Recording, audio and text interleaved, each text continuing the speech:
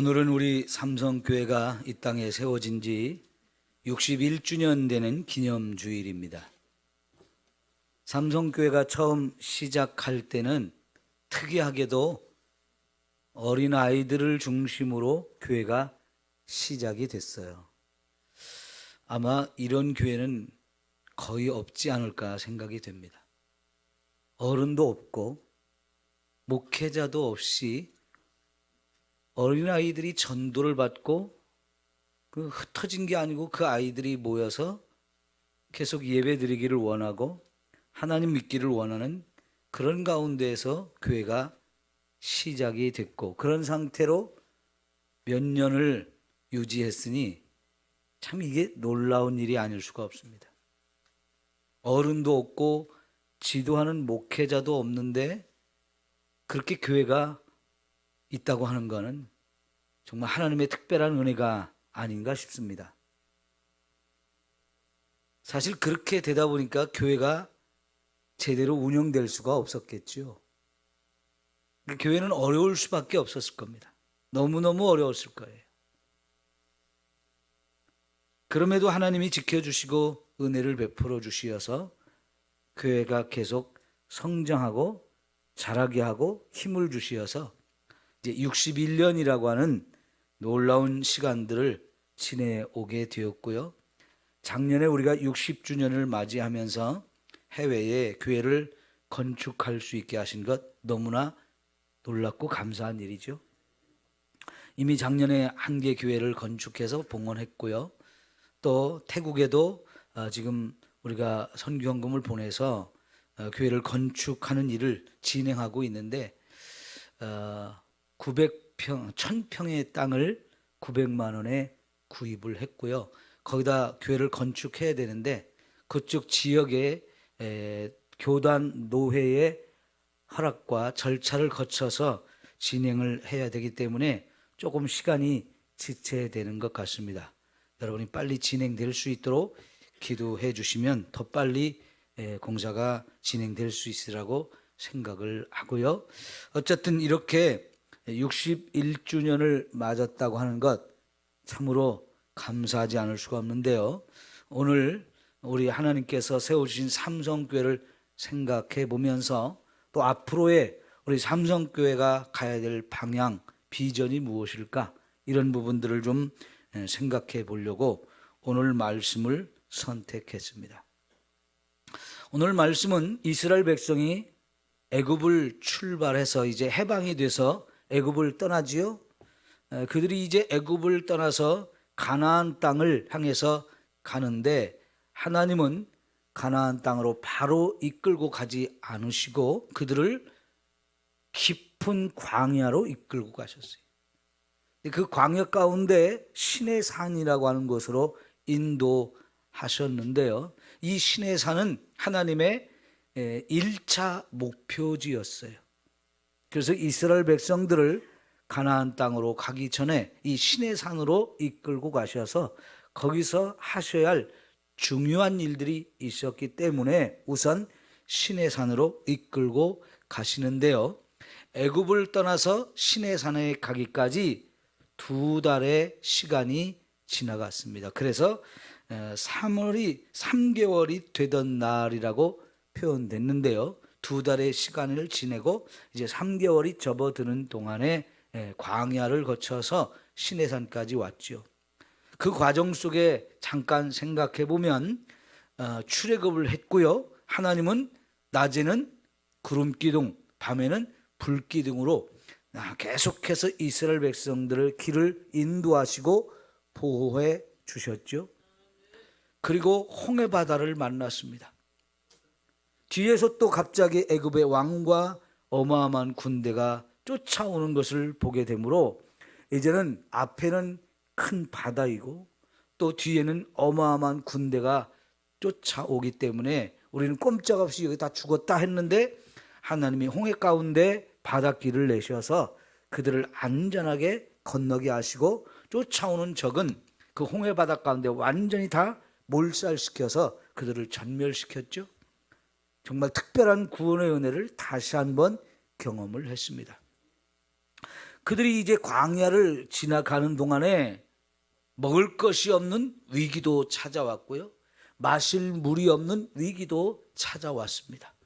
아말렉이라고 하는 생각지도 않았던 군대가 적들이 쳐들어와서 몰살을 당할 그런 위기도 있었는데요. 그때마다 하나님은 하늘에서 만나도 내려주시고 반석을 쳐서 물을 내주시고 적을 다 물리쳐 주심으로 하나님의 구원의 놀라운 은혜를 계속해서 허락하시면서 여기 시내산까지 인도해 주셨습니다.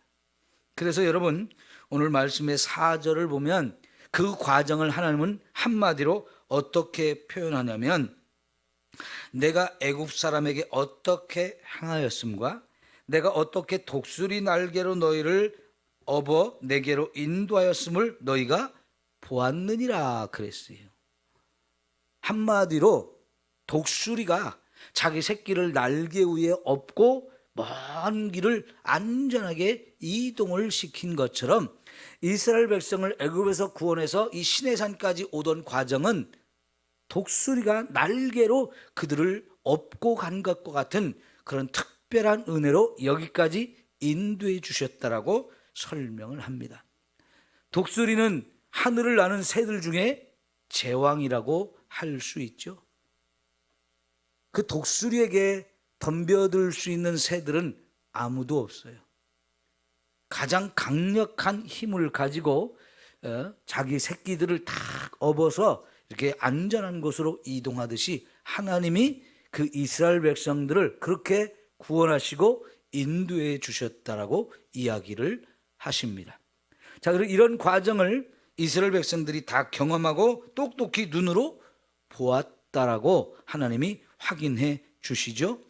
그러면서 이제 5절부터 하나님이 뭐라고 말씀하시냐면 이 산 밑에서 내가 너희와 함께 언약을 체결하기를 원한다. 언약을 체결하자 이렇게 말씀을 하시는데요. 만약 우리가 이스라엘 백성이 하나님 앞에 맞습니다, 옳습니다, 우리도 하나님과 언약을 체결하겠습니다 라고 동의하고 언약을 체결하면 그 순간부터 특별한 은혜를 하나님이 베푸시는데 첫 번째는 이스라엘을 하나님의 소유로 만들어 주시겠다. 두 번째는 거룩한 제사장 나라가 되게 하겠다. 또 세 번째는 거룩한 백성이 되게 하겠다. 이 세 가지를 말씀하시거든요. 오늘 이 부분을 제가 여러분에게 좀 설명을 드리려고 오늘 말씀을 선택했습니다. 자, 이런 하나님의 계약을 체결하자 요구할 때 백성들 좋습니다. 우리도 하나님의 이런 특별한 계획과 뜻을 따라서 하나님과 계약을 하겠습니다. 동의가 되어서 이제 계약을 체결하게 되어지는데요. 이 계약을 체결함으로 인해서 하나님과 이스라엘 백성이 아주 특별한 관계를 맺게 된다는 것을 말씀합니다. 자, 우선 여러분 5절 첫 부분을 우리 함께 보도록 하시죠. 시작. 세계가 다 내게 속하였나니 너희가 내 말을 잘 듣고 내 언약을 지키면 너희는 모든 민족 중에서 내 소유가 되겠고. 여러분 전 세계가 다 하나님께 속했다는 겁니다. 왜 그렇습니까? 하나님이 이 세상의 모든 만물, 특별히 우리도 다 하나님에 의해서 창조되었다는 것을 말하는 거지요. 그리고 그 하나님이 왕이 되셔서 온 세상 모든 만물을 다스리고 계십니다. 자, 여러분 봄이 아주 이제 우리에게 확실히 왔죠. 난로를 안 켜도 편안하게 예배 드릴 수 있을 만큼 따뜻한 봄이 확실히 왔죠. 누가 이렇게 만들어 주셨을까요? 여러분 우리는 이 좁은 공간도 겨울에는 따뜻하게 하기 위해서 계속해서 열풍기를 돌려야 되고 난로를 피워야 됐어요. 그러면 한 달에 몇십만 원씩 돈이 들거든요. 근데 전 세계를 이렇게 하나님이 겨울이 물러가고 벌써 따뜻한 봄날이 오게 만드시려면 하나님이 전기값이 얼마나 들까요? 예? 연료비가 얼마나 들까요? 그런 거 하나님이 계산 안 하시고 저와 여러분을 위해서 따뜻하게 편안하게 살 수 있도록 이렇게 참 좋은 날씨로 바꾸어 주셨는데 이거 하나님이 하시는 것 아닌가요?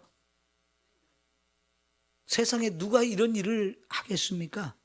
하나님이 지금도 온 세상 만물을 친히 다스리고 관리하고 계시다는 증거입니다. 그래서요, 여러분, 세계가 다 내 것이다 라고 하나님이 말씀을 하십니다. 하나님이 우리의 주인이 되신다는 얘기죠. 자, 그러나 그런 가운데서 세계 수많은 나라, 수많은 민족이 있는데 유대인들, 이 민족을 특별히 하나님이 내 소유로 만들어 주겠다라고 이야기를 하십니다. 이게 정말 특별한 은혜인 줄 믿습니다.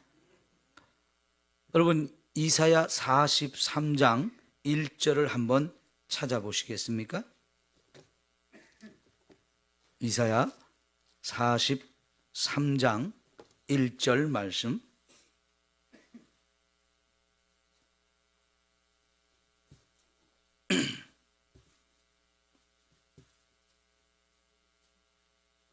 시작.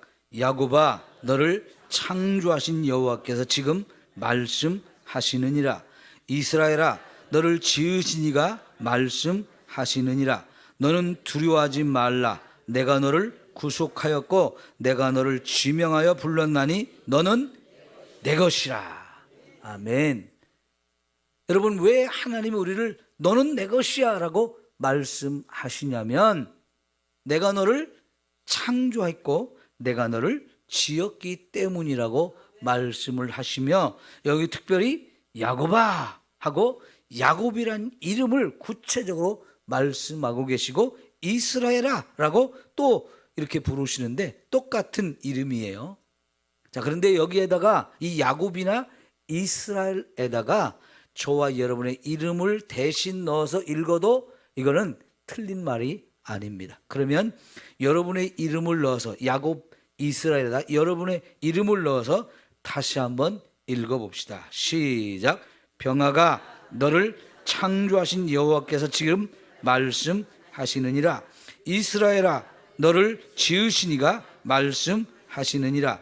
너는 두려워하지 말라. 내가 너를 구속하였고 내가 너를 지명하여 불렀나니 너는 내 것이라. 여러분, 하나님이 저와 여러분을 분명히 하나님의 것으로 삼아 주셨어요. 첫째는 하나님 우리를 지으심으로 인해서 우리가 하나님의 것인데요. 두 번째는 하나님이 저와 여러분을 구속하셨기 때문에 죄를 사하고 구원해 주셨기 때문에 저와 여러분이 하나님의 것이 되었습니다. 이것을 위해서 하나님은 특별히 너를 지명해서 불렀다라고 말씀을 하시지요. 예, 그렇게 특별한 은혜를 우리가 받았는데요. 4절로 가보실까요? 이사야 43장 4절 말씀 시작. 내가 내 눈에 보배롭고 존귀하며 내가 너를 사랑하였은즉 내가 내 대신 사람들을 내어주며 백성들이 내 생명을 대신하리니. 자, 여러분, 하나님이 우리를 하나님의 것으로 삼으시는데 그 중에서도 특별히 뭐라고 말씀하시냐면 너는 내 눈에 보배롭고 존귀한 자다. 여러분, 저와 여러분이 하나님 앞에 너무너무 소중한 보배들이라고 말씀하세요. 내가 너를 지명하여 불렀나니 너는 내 것이라. 내 것이라. 나의 하나님이라. 너희가 보배롭고 존귀하게 여기노라. 너를 사랑하는 내 여호와라. 아멘. 그렇습니다. 하나님 앞에 저와 여러분 모두가 보배로운 존재들이고 하나님이 저와 여러분을 지극히 존귀하게 만들어 주시는 거예요. 이게 하나님께서 너희는 내 소유가 된다라고 말씀하시는 내용에 들어있는 의미입니다. 다시 여러분이 출애굽기 19장 5절로 돌아오십시오. 너는 내 소유다. 그냥 하나님이 우리 주인 되신다는 말만이 아니고 우리가 특별하게 하나님 앞에 보배로운 존재이기 때문에 그렇다는 거죠. 저 어렸을 때만 해도요, 친구들이 이렇게 놀다가 우리 집에 금송아지 있다? 이런 얘기들을 했어요. 그게 뭔지는 모르지만 하여간 자랑하고 싶어가지고 친구들한테 가서 우리 집에 금송아지 있어. 아주 좋은 것이 있다고 이렇게 자랑하는 소리였는데요. 그렇습니다. 하나님은 저와 여러분을 너는 내 것이야 라고 말씀하시는데 그냥 우리의 주인 되신다는 의미를 더 뛰어넘어서 저와 여러분이 너무너무 소중한 보배로운 존재들이 된다라고 말씀을 하십니다. 이렇게 하나님과 우리가 계약을 체결하고 하나님의 소유가 되어진다는 거, 이게 엄청난 은혜를 우리에게 베풀어 주시겠다 하는 거지요. 얼마나 소중하면 요한복음 3장 16절에 뭐라고 말씀하십니까? 하나님이 세상을 이처럼 사랑하사 독생자를 주셨으니, 이 독생자를 주셨다는 의미 속에는 그분을 십자가에 내어주시고 거기서 죽게 하셔서 저와 여러분을 구원하셨다는 뜻이에요. 저와 여러분을 얼마나 사랑하고 저와 여러분을 얼마나 귀하게 여기면 자기의 하나밖에 없는 아들을 우리를 대신해서 죽는 자리까지 내어줄 정도로 저와 여러분의 특급 대우를 해 주셨다는 이야기지요. 그만큼 저와 여러분이 하나님 앞에 보배로운 존재라는 것, 하나님의 소유됐다는 걸 기억하시기를 바랍니다. 두 번째는 제사장 나라가 되게 하신다는 거예요. 제사장이 무엇을 하는 사람입니까? 백성들이 하나님 앞에 제사를 드리러 오고 예배를 드리러 오면은 반드시 제사장이 그걸 모든 걸 주관해야 돼요. 아무리 내가 하나님 앞에 예배 드리고 제물을 드리고 싶어도 자기 마음대로 할 수 있는 게 아니고 반드시 제사장이 그 모든 것들을 진행해 주어야 이게 예배가 되는 건데, 바로 그 역할을 하는 게 제사장입니다. 그래서 특별히 이스라엘 백성들 가운데 아론과 그의 후손들을 제사장으로 삼아서 그 제사장 사명을 감당하게 해 주셨는데요. 이번에 하나님은 그 아론의 후손들만을 말하는 게 아니고 이 이스라엘 백성 전체를 제사장 나라로 세우겠다는 거예요. 나라 전체가 제사장이 되어지는 나라. 이 제사장이 끊임없이 세워진다는 얘기는요, 끊임없이 하나님 앞에 예배를 드린다는 뜻이에요. 그러니까 이 백성, 이 나라는 하나님 앞에 끊임없이 예배하는 백성이 되어지는 거지요. 그런데 여러분, 구약 시대에는 이스라엘 민족 전체가 제사장 나라가 되어서 그들이 끊임없이 하나님께 예배드리는 이런 백성이 되었는데, 지금 이 신약 시대에는 이게 뭐가 되냐면 바로 교회와 성도 여러분, 저와 여러분을 제사장이라고 얘기를 하시는 거예요. 자, 베드로전서 2장 9절을 한번 또 찾아보시기를 바랍니다.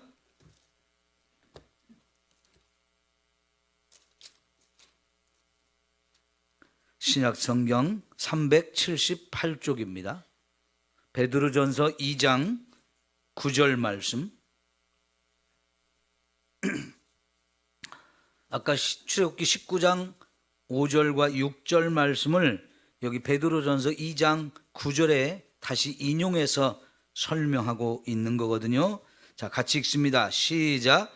그러나 너희는 택하신 족속이요 왕 같은 제사장들이요 거룩한 나라요 그의 소유된 백성이니 이는 너희를 어두운 데서 불러내어 그의 귀한 빛에 들어가게 하신 이의 아름다운 덕을 선포하게 하려 하심이라. 자, 여러분, 여기 9절 시작하는 앞부분에 그러나 너희는 그랬는데, 이 너희가 누구를 말하나요? 신약의 교회 성도들을 말합니다. 근데 이것은 그 뒤에 따라오는 하나님의 소유된 백성, 거룩한 백성, 제사장 나라, 이것은 과거에 이스라엘 민족들, 그들에게 하나님이 시내산 밑에서 선포했던 말씀이에요. 그런데 그 말씀을 이제 베드로는 그대로 가져와서 너희가 바로 그런 사람들이 되었다라고 얘기를 합니다. 그 너희가 바로 오늘날 저와 여러분을 말하는 거예요. 예수님을 믿고 구원받은 저와 여러분을 그렇게 제사장 나라가 되게 하시고 하나님의 소유된 백성, 거룩한 백성으로 우리를 만들어 주셨다는 거지요. 자, 여러분, 그런데 여기 베드로전서 2장 9절에 뒷부분을 보면 왜 우리를 이렇게 만들어 주셨느냐 하는 게 나와요. 이는 너희를 어두운 데서 불러내어서 그의 귀한 빛에 들어가게 하신 이의 아름다운 덕을 선포하게 하려 하심이니라. 본래 저와 여러분도 어두운 죄악 세상에 머물러 있어서 그래서 죄 때문에 죽을 수밖에 없었던 인생들이었어요. 근데 그 어두운 가운데 있던 우리들을 구원해 내셔가지고 하나님의 귀한 빛 가운데 우리가 거할 수 있게 해주셨다는 거지요. 지금 하나님께서 출애굽기 19장에서 말씀하실 때 먼저 애굽에서 그들을 구원해 가지고 여기 시내산까지 인도한 부분을 말씀하셨죠. 그 부분이 지금 어두운 데서 그의 귀한 빛에 들어가게 하셨다는 말과 똑같은 말이에요. 저와 여러분을 죽음의 자리에서, 죄악의 자리에서 구원해 주신 것을 의미하는 거죠. 자, 그렇게 놀라운 은혜를 우리에게 베풀어 주니 그 하나님의 그 아름다운 덕을 사람들에게 선포하게 하려고 저와 여러분을 제사장 나라요, 거룩한 백성이요, 하나님의 소유된 저와 여러분으로 만들어 주셨다는 거지요.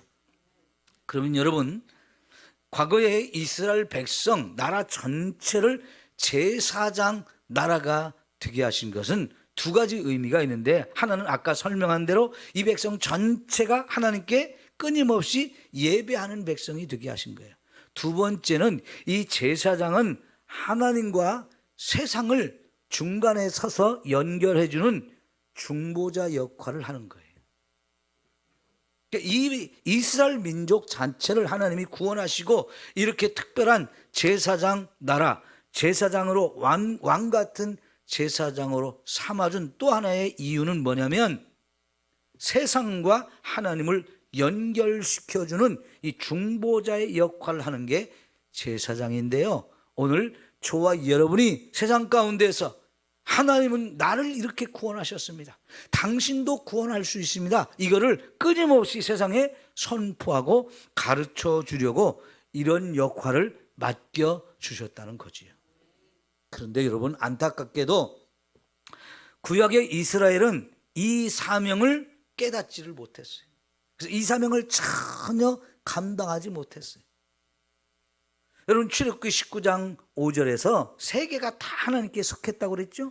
그런 가운데에서 특별히 이스라엘 민족을 특별히 더 선택해서 하나님의 소유로 삼으시고 그들을 제사장 나라로 세우신 이유는 이 이스라엘 민족 얘네들만 구원하고자 하는 것이 아니고 이들을 통해서 하나님이 우리를 얼마나 사랑하는지, 우리의 죄를 얼마나 용서하기를 원하시는지, 그래서 우리를 저 가나안 땅으로 인도하기를 원하시는지를 보여주기 위해서 하나의 모델로 삼으셨다는 거예요.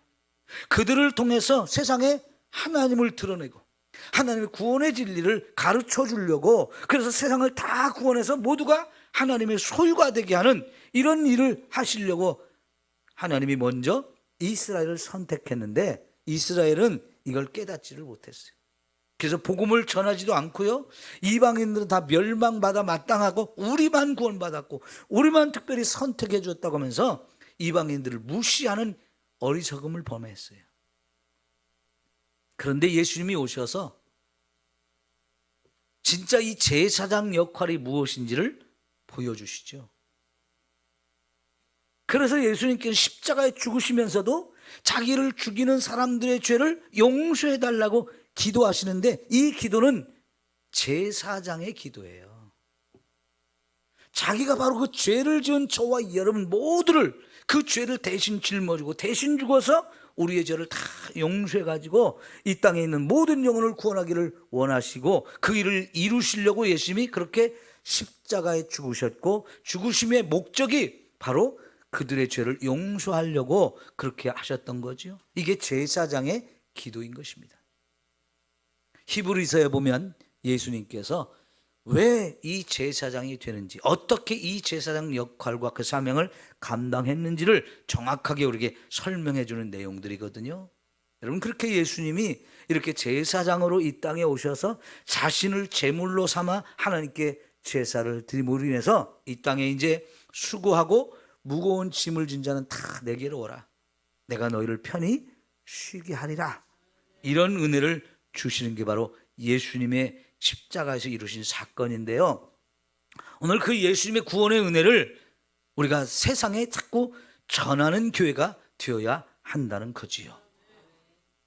여러분, 교회가 이 땅에 존재하는 이유가 거기에 있어요. 나 같은 죄인을 구원해 주신 것 감사하며 하나님 앞에 예배하는 것이 첫 번째 목적이라면, 두 번째는 아직도 세상의 주님을 알지 못해서 어둠 가운데 죽음의 길로 가고 있는 그 영혼들을 살리고자 저와 여러분이 복음을 열심히 전해서 그 영혼들을 구원하는 거, 이게 이 땅에 하나님 교회를 세워주신 너무나 중요한 이유가 되고 목표가 되어지는 줄 믿습니다. 여러분, 하나님께서는 저와 여러분을 제사장으로, 그것도 왕 같은 제사장으로 세우기를 원하시고요, 이미 저와 여러분을 왕 같은 제사장으로 세워 주셨습니다. 그러면 우리가 그 사명을 잘 감당해야죠. 이는 어두운 데서 불러내어 그의 기이한 빛에 들어가게 하신 이의 아름다운 덕을 선포하게 하려 하심이라. 얼마나 귀하고 또 얼마나 아름다운 사명인가요? 저와 여러분이 전도하고 영혼을 구원하기 위해서 우리의 모든 걸 쏟아부으면서 끊임없이 감당해야 될 이유가 여기에 있어요. 여러분, 61년을 이렇게 우리가 지내왔다는 거 너무나 큰 은혜로 여기까지 왔는데요, 앞으로도 삼성교회가 계속 이 땅에 존재해야 되는데, 왜 존재해야 됩니까? 저와 여러분이 구원받은 자로서 하나님을 예배해야 되기 때문에, 더 나아가서 이 하나님의 구원의 역사를 더 많은 사람들에게 선포해서 더 많은 구원받도록 하기 위해서 교회는 계속해서 존재해야 합니다. 이 사명을 잃어버리면 하나님께서는 언제든지 삼성교회 촛대를 다른 데로 옮기실 수도 있어요. 그런 일이 일어나지 않기 위해서는 하나님이 우리 삼성교회를 지금까지 여기까지 인도하신 그 뜻을 알고 앞으로도 그 사명을 감당하기 위해서 저와 여러분이 더 최선을 다해야 할 줄 믿습니다. 마지막으로요, 거룩한 백성이 되어야 한다 그랬습니다. 하나님의 백성의 특징은 거룩함입니다. 그것을 위해서 지명하여 불러내신 거예요. 세상 가운데서, 어두움 가운데서 불러내서 빛 가운데 거하게 하시고 세상의 빛을 비추는 자로 저와 여러분을 살게 하시는데, 그것이 바로 저와 여러분이 거룩하게 살아야 될 이유가 되어지는 겁니다. 하나님의 백성이 거룩함을 잃어버리면 세상이 가장 먼저 알아요. 그래서 그 거룩함을 잃어버린 교회 손가락질하고 욕을 하게 되어 있죠. 그래서 교회를 멀리합니다. 그거는 교회가 복음을 전하는 것을 완전히 문을 닫게 만드는 거예요. 사랑하는 삼성교회 성도 여러분, 저와 여러분이 거룩한 백성으로 살면서 그 거룩함을 세상에 보여주어야 합니다. 그럴 때 빛이 나는 거지요. 거기서 빛이 세상의 어둠을 비추어서 사람들이 빛을 보고 교회로 달려올 수 있게 되어지는 거지요. 이 거룩함을 잃어버린 교회는 빛을 잃어버린 교회예요. 아무도 주목하지 않습니다. 아무도 우리의 말을 귀 기울여 듣지 않습니다. 그래서 교회는 반드시 거룩해야 되는데 나 한 사람쯤 괜찮지 하면서 그 한 사람이 죄를 범하게 되고 죄악의 길로 가게 되어지면 그 한 사람 때문에 교회 전체가 빛을 잃어버리게 되어져요. 교회 전체가, 저와 여러분 모두가 거룩한 백성으로 살기 위해서 힘써야 합니다. 그래야 맡겨준 사명을 잘 감당할 수 있는데요. 삼성교회 성도 여러분, 여러분 모두가 한 사람 한 분이 다 나는 삼성교회 하나님이 세워주신 거룩한 백성이다, 이 생각을 가지고 날마다 여러분의 삶 속에서 거룩한 삶을 살아갈 수 있기를 힘쓰시기를 바랍니다. 그래야 마땅히 제사장으로서, 왕같은 제사장으로서의 그 사명을 감당하는 우리 교회가 되어질 줄 믿습니다. 기도하겠습니다. 하나님 아버지, 감사합니다. 삼성교회를 61년 전에 세워주시고 여기까지 인도해 주셨습니다. 60년이라는 긴 세월, 정말 짧지 않은 시간인데 그 시간 동안 하나님이 삼성교회를 지켜주셨고 삼성교회를 통해 많은 영혼이 구원받게 하시고 여기까지 인도하심을 감사합니다. 하나님 아버지, 삼성교회를 아직도 사랑하시고 아직도 삼성교회를 통해 이루기를 원하시는 하나님의 놀라운 뜻과 계획은 죽어가는 영혼을 살리는 일인 줄 믿습니다. 우리 성도들 이 귀한 사명 마음에 새기고 부지런히 열심히 복음을 전해서 죽어가는 영혼들을 구원하는 일에 힘쓰게 하여 주옵소서. 하나님의 소유된 백성, 거룩한 백성으로 그렇게 믿음으로 살아갈 수 있는 저희들 모두가 되게 하옵소서. 예수님의 이름으로 기도하옵나이다. 아멘. 찬송가